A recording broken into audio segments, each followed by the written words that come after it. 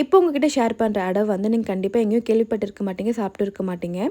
அவ்வளோ ஹெல்தியான ஒரு அடை ரெசிபி. இது செஞ்சு பார்த்துட்டு வந்து கண்டிப்பாக கமெண்ட்டில் உங்களோட ஃபீட்பேக் ஷேர் பண்ணுவீங்க. அதுக்கு நான் கேரண்டி.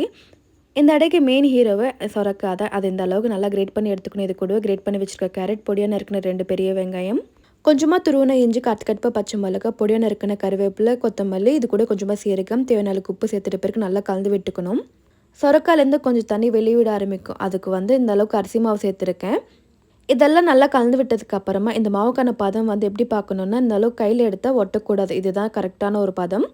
அடுத்து அடை செய்யறதுக்காக தவா சூடு பண்ணதுக்கு அப்புறமா இப்போ நான் காட்டுற மாதிரி கீழே பேப்பர் வச்சுட்டு லைட்டாக மேஷர் வச்சு இந்த அளவுக்கு நல்லா ஜென்ரல் ப்ரெஸ் பண்ணி எடுத்துக்கிட்டாலே அடை வந்து நல்லா தின்னாக வரும்.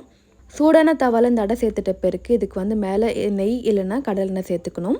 லோ ஃப்ளேமில் 2 மினிட்ஸ் வரைக்கும் போத் சைட்ஸ் வேக வச்சு எடுத்துக்கிட்டாலே நல்லா அடை வந்து நல்லா சாஃப்டாக பஞ்சு மாதிரி வெந்து வரும். கண்டிப்பாக ட்ரை பண்ணி பாருங்கள். ரொம்ப ரொம்ப நல்லாயிருக்கும்.